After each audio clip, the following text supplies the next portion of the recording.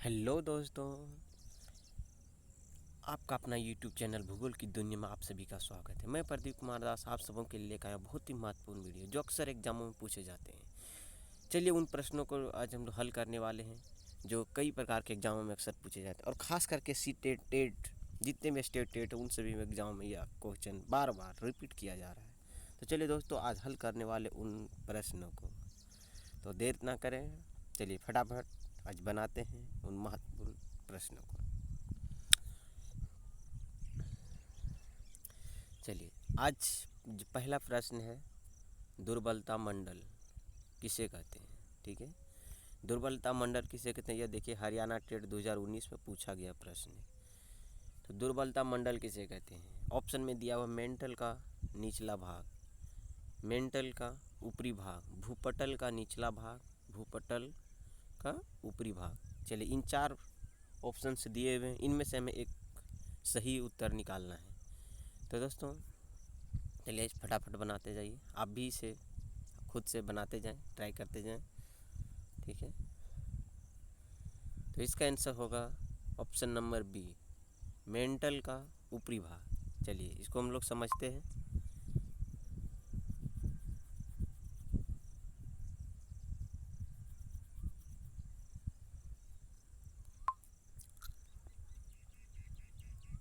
ये चलिए ये अर्थ है, सबसे पहले पृथ्वी के आंतरिक भागों को हम लोग 3 वर्गों में डिवाइड किया गया। ठीक है, इसे क्रस्ट कहते हैं, इसे बुपर पार्टी, ये मेंटल हो गया, इसे हम लोग कोर कहते हैं, क्रोड कहते हैं। ठीक है, सर्वप्रथम धरातल के आंतरिक भागों को 3 परतों में विभाजित किया, भूपर पट्टी, मेंटल और क्रोड। तो ये हो गया क्रस्ट, ये मेंटल और ये क्रोड हो गया। तो हम इन तीनों में से ऑप्शन है कि मेंटल का ऊपरी भाग जो है दुर्बलता मंडल का है। पुनः इसे प्रत्येक खंड को 2-2 भागों में भी डिवाइड किया गया है। ये हो गया ऊपरी क्रस्ट, ये निचली क्रस्ट हो गया, ये हो गया ऊपरी मेंटल, ये हो गया निचला मेंटल, ये हो गया बाइक रोड और ये होगा आंतरिक रोड। अब जो आंसर है जो होगा ये हो गया निचला। ठीक है,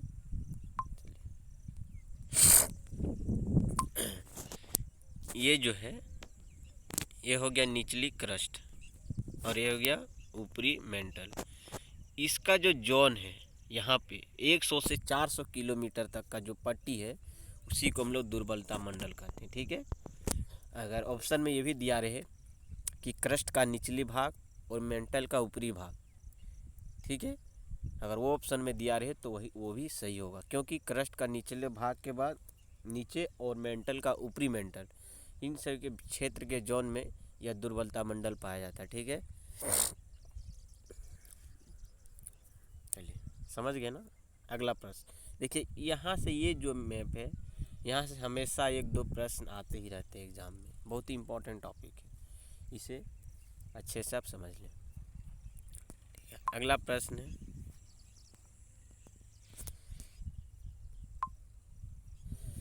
निम्नलिखित में से कौन सा अंतर्वेदी ज्वालामुखी स्थलाकृति है। ठीक है, ये जितने भी आपको पॉइंट ऑप्शन दिए गए हैं उनमें से एक निकालना है कि कौन अंतर्वेदी ज्वालामुखी स्थलाकृति नहीं है। दोस्तों थोड़ा बाय मिस्टेक हुआ है, यहाँ पे हो जाएगा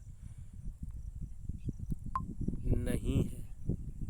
ठीक है, स्थलाकृति नहीं है, जो अंतर्वेदी ज्वालामुखी स्थलाकृति नहीं है उनके बारे में बात किया गया है। ठीक है,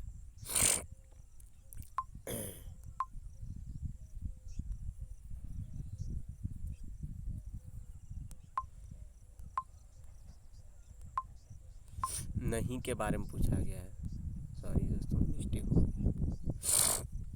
नहीं के बारे में पूछा गया है। तो ये जितने भी ऑप्शन दिए उनमें से कौन सा अंतर्वेदी ज्वालामुखी स्थलाकृति नहीं है। तो चलिए ऑप्शन है बैथोलिक, लेकोलिथ, काल्डेरा, फेकोलिथ। इन चारों में से कौन सी ऐसी स्थलाकृति है जो अंतर्वेदी ज्वालामुखी स्थलाकृति नहीं है। तो ज्वालामुखी जब क्रिया होती है तो उससे दो प्रकार के स्थलाकृति का निर्माण होता है। एक होता है धरातल के नीचे और कुछ होता है धरातल के ऊपरी भाग में।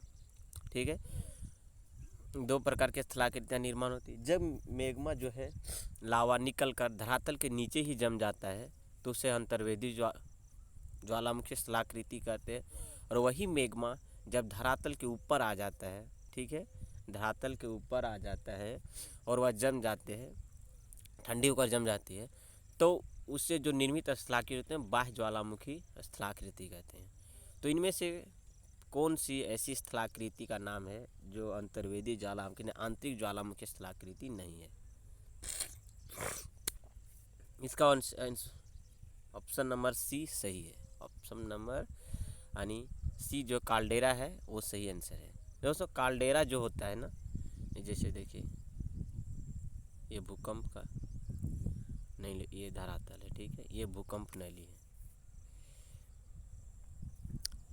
ये जब छिद्र, ठीक है, ये चीज़ जो धंस कर बड़ा हो जाता है, ठीक है, ये छिद्र धंस कर जब बड़ा हो जाता है तो उसे काल्डेरा ही कहते हैं। ये क्रेटर या काल्डेरा, क्रेटर का ही बड़ा रूप है काल्डेरा।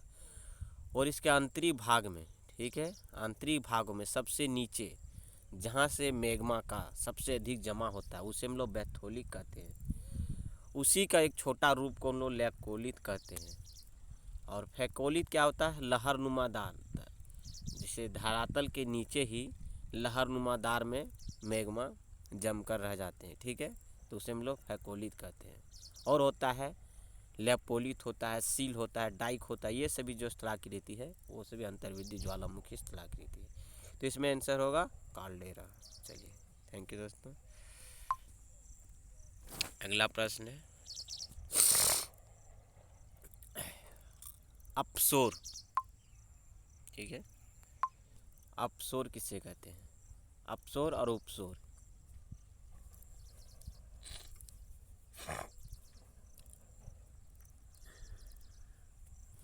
ऑप्शन है जब पृथ्वी चंद्रमा से निकट दूरी पर हो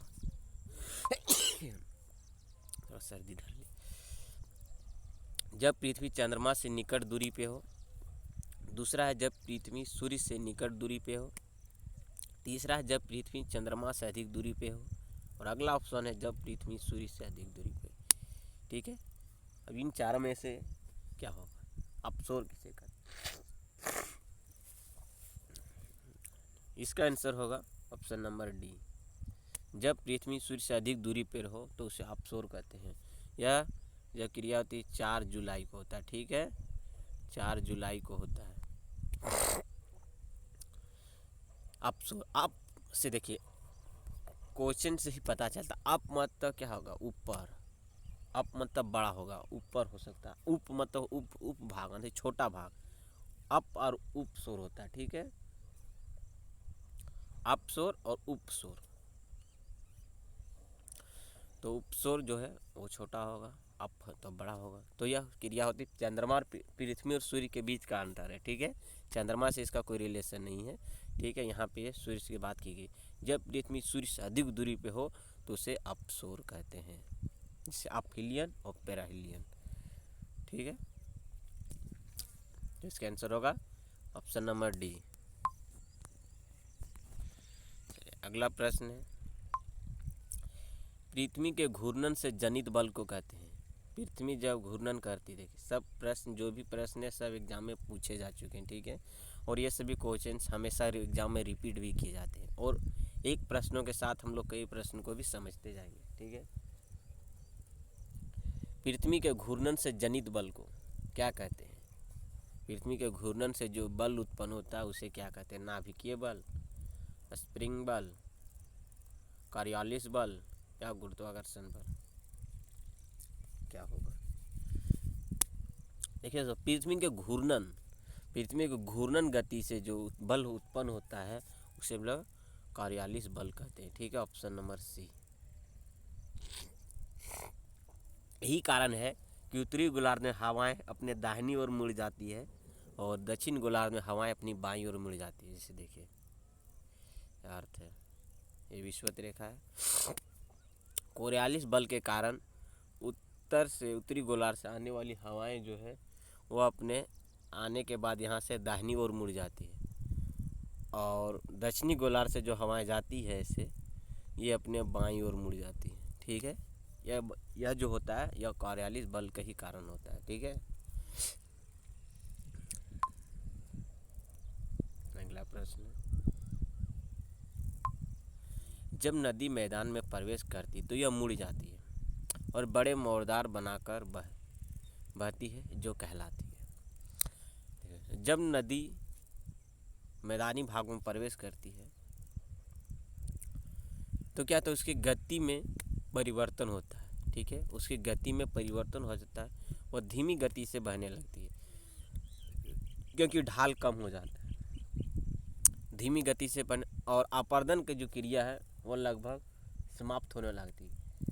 नदी की जब गति कम होगा जल का, तो वो अपने साथ लाए हुए मलबे को ढो नहीं सकती है, ले नहीं जा सकती है, तो उसे निक्षेपण करने लगती है। और जब निक्षेपण करने लगती तो ऐसी अवस्था आती है कहीं कहीं, जब निक्षेपण इतना अधिक हो जाता है कि नदी के मार्ग को अवरुद्ध कर देती है। और जब अवरुद्ध करती तो नदी क्या है, अपने मार्ग को बदल लेती है, यानी मुड़ के दूसरी ओर से बहने लगती है। तो उसी के वह जो स्थलाकृति का जो निर्माण करते उसे क्या कहते हैं? विसर्प, चाप झील, तटबंध या बाढ़ का मैदान। इसका आंसर होगा विसर्प, ऑप्शन नंबर ये। जैसे ये नदी आ रही है, ठीक है, अब यहाँ पे वह निक्षेपण करते करते हम मलबे को अधिक जमा कर दी, तो नदी के मार्ग में जब अवरुद्ध हो गया तो नदी अपना मार्ग पुनः बदल के ऐसे बहने लगेगी। ठीक है, तो ऐसी ऐसी जो आकृति मैदानी भागों में हम लोग देखने को मिलता है उसे हम लोग विसर्प कहते हैं। ठीक है, चाप झील हो गया, गोखुर झील, ये नदी बह रही है, अब क्या हुआ कि यह भाग कट के अलग हो गया। ठीक है, यहाँ से यह भाग कट के अलग हो गया और क्या हुआ, यह ऐसे ही फिर बहने लगी। तो यहाँ जो ये जल का जो जमाव रह गया उसे हम लोग चाप झील कहते हैं। ठीक है, तटबंध, तटबंध हो गया नदी के दोनों किनारे का भाग। तटबंध का निर्माण तो हमेशा होता है, या तो नदी विसर्प में बहे, या नदी सीधे में बहे, या नदी ढाल में बहे, तटबंध तो होगा, क्योंकि तटबंध जब तक किनारा नहीं होगा, हर नदी का कोई ना कोई किनारा ही होता है। ठीक है, जल का कोई ना कोई किनारा होता है, उसे हम लोग तटबंध कहते हैं। बाढ़ के मैदान, बाढ़ का मैदान हो गया जब नदी अपने बाढ़ के दिनों में या वर्षा के दिनों में नदी अपने साथ जो लाती है मलबे को, उसे विस्तृत मैदानी भागों में फैला देती है, जिसे हम लोग बाढ़ का मैदान कहते हैं। तो इसका आंसर होगा ऑप्शन नंबर ये, विसर्प। अगला प्रश्न है,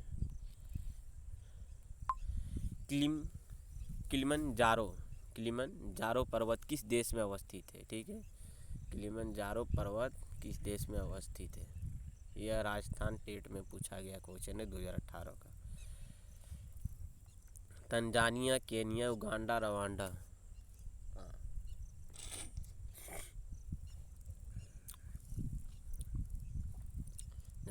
इसका आंसर है ये नंबर, ऑप्शन नंबर ये, तंजानिया। तंजानिया में ही किलिमंजारो पर्वत स्थित है। जैसे ये हो गया अफ्रीका, ठीक है, चलिए यहाँ पे उतना सही से नहीं हो पाया, ये हो गया अफ्रीका, आपका हो गया। अब यहाँ पे इस क्षेत्र में यहाँ पे ही किलिमंजारो पर्वत स्थित है, केन्या मतलब तंजानिया के पास। यहीं से विक्टोरिया झील भी यहीं से निकलती, विक्टोरिया झील लगभग इसी के आसपास से ही निकलती है। ठीक है, अगला प्रश्न है, निम्नलिखित में से कौन सा अवसादी सेल है?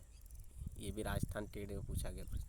निम्नलिखित में से कौन अवसादी सेल का एक उदाहरण है? स्लेट, संगमरमर, सेल, ग्रेनाइट।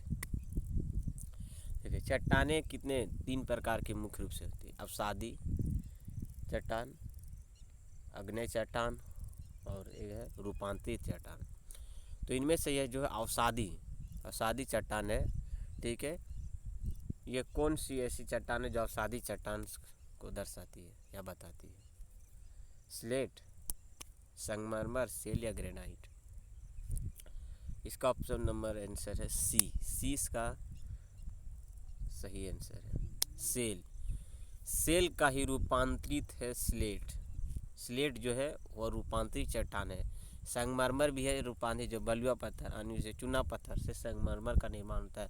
ग्रेनाइट तो प्योर अग्नेय चट्टान है जो पृथ्वी के आंतरिक भागों में जमकर रह जाती है, उसे हम लोग ग्रेनाइट कहते हैं। ठीक है, तो सेल जो है वो अवसादी चट्टान है।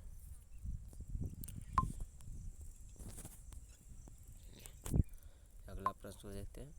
स्थल का एक संकरा भाग जो दो बड़े स्थलीय भाग को जोड़ता है उसे क्या कहते हैं? स्थल का एक संकरा भाग जो है वो दो बड़े स्थलीय भाग को आपस में एक दूसरे से जोड़ता है, उसे क्या कहते हैं? ये सीटेट 2018 का प्रश्न है दोस्तों। द्वीप, खाड़ी, जल संधि या स्थल संधि।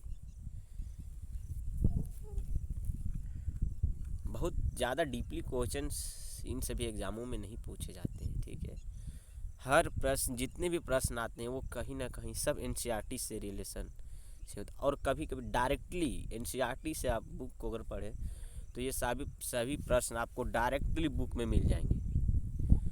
बीच से कहीं से उठा के क्वेश्चन पूछ लिए जाते हैं। ठीक है, तो चलिए इसका आंसर होगा ऑप्शन नंबर डी इसका सही आंसर है, स्थल संधि। देखिए दोस्तों, स्थल संधि जैसे ये हो गया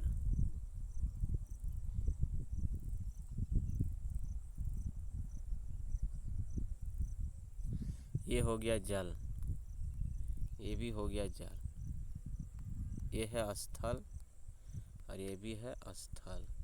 ठीक है, ये जल है। अब इन दोनों स्थलों को एक सकरा सा रास्ता, एक सकरी सी पट्टी है स्थलीय भाग जो इन दोनों को मिलाती है। ठीक है, तो इसे लोग स्थल संधि कहते हैं। और यहीं पे, ठीक है, यहीं पे ध्यान दीजिए, यहीं पे देखिए,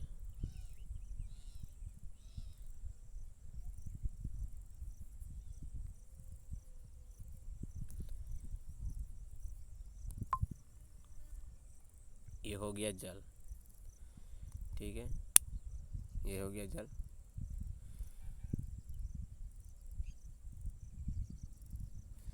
ये हो गया, ये सब जल है। ये दो बड़े महासागरीय जल हैं।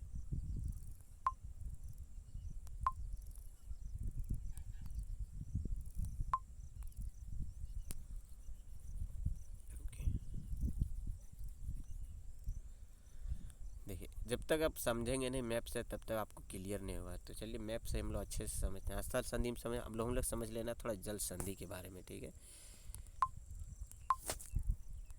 नहीं तो कन्फ्यूजन बना ही रहता है स्थल संधि और जल संधि। जिस प्रकार से ये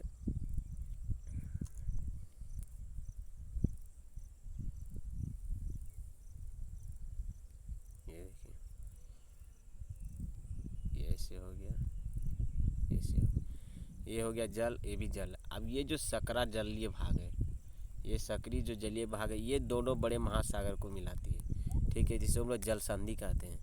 और जब दो बड़े स्थलीय भाग को कोई सकरा स्थल निकल आता है तो स्थल संधि कहते हैं। ठीक है, समझ गए ना? कोई दिक्कत नहीं होना चाहिए। अब देखिए, जब तक हम लोग, भूगोल एक ऐसा सब्जेक्ट है, जब तक हम लोग सब मैप से नहीं समझेंगे क्लियर नहीं होने वाला है। ठीक है, तो मैप से समझना बहुत ही ज़रूरी है।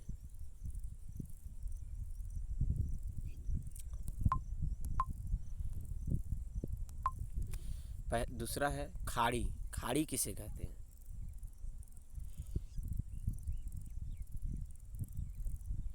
इंडिया का है।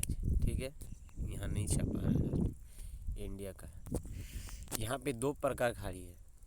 ठीक है, गुजरात के पास दो खाड़ी है, कच्छ की खाड़ी और एक खंभात की खाड़ी। ये खंभात की खाड़ी, ये कच्छ की खाड़ी। इसे याद करने का सटीक है, क के बाद आता है ख। क ऊपर में है, ख नीचे है। ठीक है, तो क से कच्छ की खाड़ी और नीचे वाला खंभात की खाड़ी। तो खाड़ी किसे कहते हैं? वैसे जलीय भाग जिसे तीन ओर से स्थलीय भाग से, वैसे जलीय भाग जो तीन ओर स्थलीय भाग से घिरा हो, ठीक है, वो जलीय भाग जो तीन ओर स्थलीय भाग से घिरा हो। देखिए ये जलीय भाग है, ये तीनों ओर स्थलीय भाग से घिरा है, उसे हम लोग खाड़ी कहते हैं, ठीक है। वैसे जलीय भाग जो तीन ओर जल स्थल से घिरा हो उसे खाड़ी कहते हैं।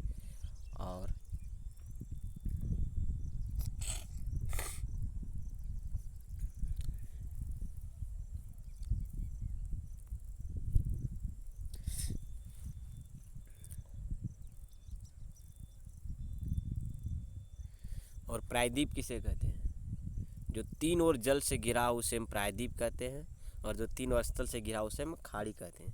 द्वीप का हो गया वैसे स्थलीय भाग, ठीक है, जो चारों ओर जल से घिरा हो उसे हम लोग द्वीप कहते हैं। तो ये सभी प्रत्येक ऑप्शन को हम लोग क्लियर हो गया, ठीक है। चलिए अगला प्रश्न देखते हैं।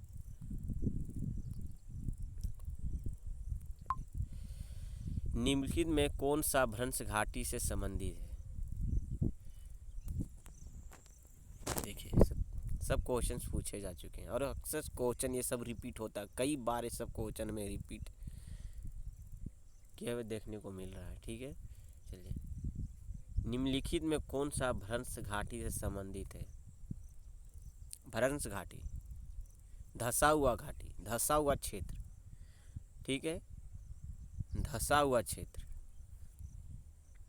जो भ्रंश घाटी या जितने भी ऑप्शन दिए मैं, संपनती, नतीलम घाटी, हॉगबैक, ग्रैबन, ये चारों में से कौन ऐसी है जो भ्रंश घाटी से संबंधित? भ्रंश घाटी का जैसे क्या हो,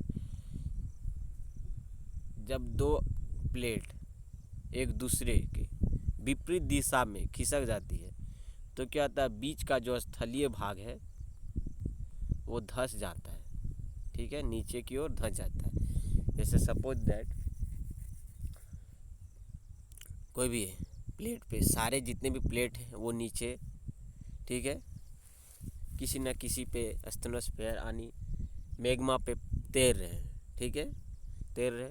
तो क्या होता है, जब प्लेट एक दूसरे के प्लेट आपस में कभी आपस में टकरा जाते हैं, कभी एक दूसरे से विपरीत हो जाते हैं, जैसे आप सारी प्लेट कहते हैं, अभी सारी प्लेट कहते हैं, रूपांतरित प्लेट है, ठीक है। ये से जितने भी प्लेट हैं, तो जब दो प्लेट एक दूसरे के विपरीत दिशा में खिसक जाती है तो बीच का भाग नीचे की ओर धंस जाता है, ठीक है, नीचे की ओर धंस जाता है, तो उसे हम लोग क्या कहते हैं? भ्रंश घाटी कहते हैं, यानी धंसा हुआ भाग। भ्रंश मतलब ही होता है धंसा हुआ घाटी, ठीक है। तो इनमें से कौन सा इसका जो सही आंसर है वो होगा option number D. D right answer है, ठीक है, डी राइट आंसर है। चलिए इसको हम देखते हैं, और जितने भी ऑप्शन हैं सभी को हम लोग समझ लेते हैं एक बार, कि हो सके कभी भी क्वेश्चंस कुछ भी पूछे तो मिस्टेक नहीं होना, गलती नहीं करना, इसीलिए हम लोग सभी ऑप्शन को देख लेते हैं। पहला है संपनति। संपनति क्या है? ये धरातल है, कोई भी प्लेट जब मूवमेंट करता है, ठीक है, आपस में धंसता है, तो दो प्रकार से स्थलाकृति, एक होता है अपनति और दूसरा होता है अभिनति। या तो धरातल ऊपर की ओर उठ जाता है या धरातल मुड़ के नीचे की ओर धंस जाता है, ठीक है, यहाँ तो समझ गए ना। जब भी प्लेट आपस में टकराते हैं या एक दूसरे से दूर भागते हैं या एक दूसरे के साथ साथ खिसकते हैं, तो जब जो भी स्थलाकृति का निर्माण, या तो प्लेट मुड़ के ऊपर की ओर उठेगा या तो प्लेट धंस के नीचे की ओर जाएगा, ठीक है, या तो महाद्वीप का निर्माण होगा या तो महासागर का निर्माण होगा, ठीक है, पर्वत पठार मैदान या तो फिर नदी झील घाटी, इन सभी का निर्माण होगा। तो ऊपर उठे हुए भाग को अपनति और नीचे धंसे हुए भाग को अभिनति कहते हैं, ठीक है। तो हमें समझना है कि संपनति क्या है। बिरहत अपनति पे, ये बिरहत अपनति है, ये बिरहत क्या है? अपनति है, ऊपर उठा भाग है। इसी पे जब कई अपनतियां अभिनतियां निकल आती है, ठीक है, पंखा आकार, जिससे पंखानुमा स्थलाकृति जो होती है उसी का ही ग्रुप है। तो बृहत अपनति पे जब कई अभिनतियाँ और अपनतियाँ निकल आती है तो उसे संपनति कहते हैं। और अभिनति पे जब कई अपनति और अभिनतियाँ निकल आती है तो उसे अभिसंपनति कहते हैं। ठीक है, यहाँ तक समझ गए। नतिलम जो है ऐसे ही अपनति और अभिनति के ही पे टिके हुए जो नतिलम, जहाँ से वो मुड़े हुए होते हैं, ठीक है, उसे हम लोग नतिलम लगाते हैं। अगला हॉगबैक। ठीक है, हॉगबैक क्या है? यह क्या है? तटनुमा आकार है, ऐसे बृहत मतलब लंबी, पहाड़ियों की लंबी श्रृंखला होती है, पहाड़ियों की लंबी श्रृंखला को ही हॉगबैक कहते हैं। इतना ही समझ लीजिए डायरेक्ट, या तो आप मैप में गूगल में सर्च करके देख सकते हैं कि हॉगबैक का जो चित्र होता है या उसका जो मानचित्र है वो कैसा दिखता है। तो आपको देखना, पहाड़ियों की लंबी श्रृंखला होती है जिसके दोनों ओर तीर ढाल हमें देखने को मिलता है, वैसे ही उसी को हॉगबैक कहते हैं। और ग्रेबन जो इसका भ्रंश घाटी से संबंधित है, वो ग्रेबन दोस्तों एक जर्मन भाषा में, भ्रंश घाटी को ही जर्मन भाषा में ग्रेबन बोलते हैं। ठीक है, भ्रंश घाटी का ही दूसरा नाम है ग्रेबन, जो जर्मन भाषा में इसे कहा जाता है। ठीक है, चलिए दोस्तों, वीडियो को हम लोग ज़्यादा लंबा नहीं करेंगे, आज यहीं क्लास को समाप्त करते हैं और अगले दिन लेके आते हैं इससे भी और अधिक महत्वपूर्ण प्रश्नों को। और दोस्तों एक बात मैं कहना चाहूँगा कि ये जितने भी प्रश्न अक्सर टीचर के तैयारी के लिए, टीचर हो, पीजीटी, टीजीटी, जितने भी या प्राइमरी स्कूल के टीचर्स, ठीक है, सबों में कहीं से को ज़्यादा कुछ नहीं पढ़ना है, सिर्फ आप एनसीईआरटी बुक को उठा के पढ़ें, वहाँ से एक भी प्रश्न बाहर नहीं। खासकर जहाँ तक मैं अपने ज्योग्राफी, भूगोल की अगर बात करता हूँ तो एक भी प्रश्न एनसीईआरटी बुक से बाहर नहीं पूछा जाता है।